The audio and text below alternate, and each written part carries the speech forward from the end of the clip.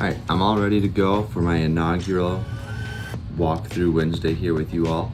I got my morning maple syrup latte. Cheers to that. But what I'm gonna do here for this first one is I was driving through town the other day and saw this exempt railroad. I've always known it was there, but I never really stopped to look at it. But it's got a lot of overgrowth and a lot of brush buildup and things like that. Just kind of, it's not maintained anymore. And so I had this idea to kind of turn that photo into more of like a end times apocalyptic, World War III sort of photo. And so I want maybe futuristic bleak. I don't know how you want to describe it, but so I'm going to take you through on this walkthrough Wednesday how to take this photo of the railroad and using Photoshop, just with a couple simple tricks or hacks or techniques, whatever you want to call it, turn it into this photo here. My goal for this new series I'm starting, these walkthrough Wednesdays, is within 5 minutes. I'll show you whatever the tip is, or the technique is. If you feel like you learned something or enjoy it by the end of the video, please like and subscribe, leave feedback for me, constructive feedback. I'm all ears. I'm still growing and learning myself. But just kind of working through Photoshop over the last few years, I'm just going to start showing and kind of teaching some of the things that I've learned. So again, like and subscribe if you are not already. And I'll continue pushing these out once a week or once every other week for these walkthrough Wednesdays. But without any more rambling, let's jump on in. In Photoshop here, I opened up just a default canvas, so the 7 by 5 inches. I'm going to add my photo in here. So File, Place Embedded. And as I go through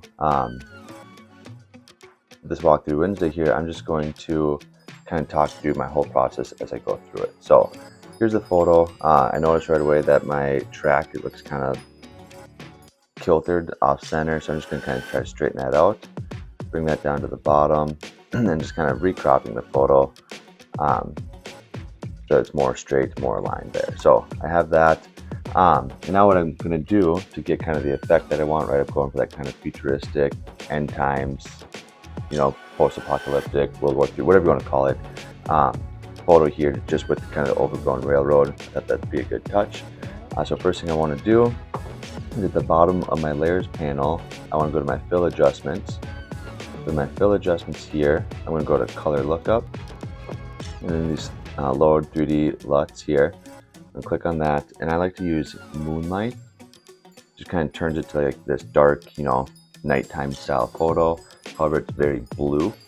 So I'm just going to drop and lower my opacity down on this to maybe I'll start with 70, see what 70 looks like here. But because it is so blue, I'm also going to add another fill adjustment. So I'm going to go back there, and this time I'm going to just add a black and white filter on the top. I'm going to lower this one down to 30% for me. Okay, now that I have those, right, we can see the color change here. I'm going to add in my foggy night. So File, Place Embedded, my my foggy picture. And I'm just going to stretch this out to cover my canvas. Place it, and then all my secondary images here I just have from Adobe stock.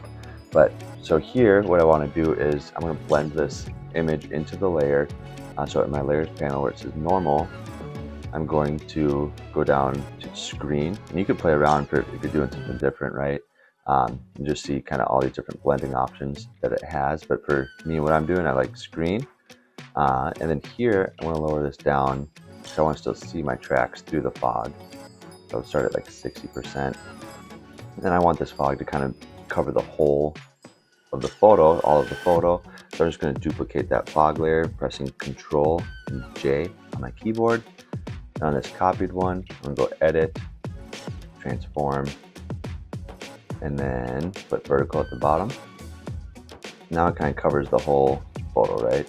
So I'm going to kind of lessen that up a little bit. And I'm going to lower this one, this fog copy layer, the opacity down a little bit more, so it looks like the fog is more settled on the ground, but the whole environment kind of has that fog effect. So I'll go, I think 35 looks pretty good there. 60 and 35, yeah. I think that's pretty solid. And then one more thing that I saved for this to kind of add just that, you know, end time style video or photo or whatever you want to call it, is I just have like a scratched old photo scratch layer that I'll add on top now. So file, place embedded again, photo scratch, place, stretch it out. And then same thing to blend this in. I'm going to use that screen. And again, you can do it. Oh, light looks pretty good there too, but so you can do, you know, play around, but screen typically works for what I'm trying to do with these blendings here. I'm just going to drop my opacity down quite a bit on this. 10%. You can always toggle it on and off and see what that looks like, and it'll go up to 15. I think that's pretty good. Okay. And then from here, now to kind of blend everything in together, again, those color lookups are really helpful to kind of overlay kind of a general theme over the photo. So I'm going to go back to my color lookup for my fill adjustment, go to my menu. There's a couple of options in here that you could try. So if I try, I don't know, futuristic bleak, and again, drop my opacity down. You can kind of toggle it on off to see what that looks like, and it looks pretty good at 40% here. I like to go, I don't know, I'm weird, but I like to go in intervals of 5 on my opacity. I don't know why, but just kind of how I roll. And then another one that I saw when I was looking just to see what it looks like, color lookup, tension green. That might be good, kind of like looks like night vision there, but you know, you could add this on top of it as well, just adding, again, a little extra flavor to the photo here. As I toggle each of these on, you can kind of see, right, kind of the process here. But so that's, again, group these together so you can see very quickly, a little over my time limit of 5 minutes here, but how you can go take just an ordinary photo with some overgrowth and, you know, an exempt railway, turn it into kind of this unique environment here. All right.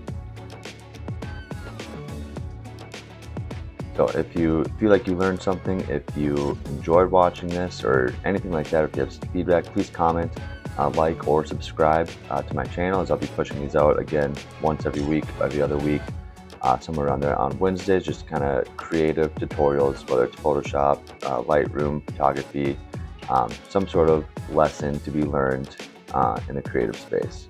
I greatly appreciate, again, a like and a subscribe, or again, comment and give me some feedback on my abandoned railroad here. Thanks.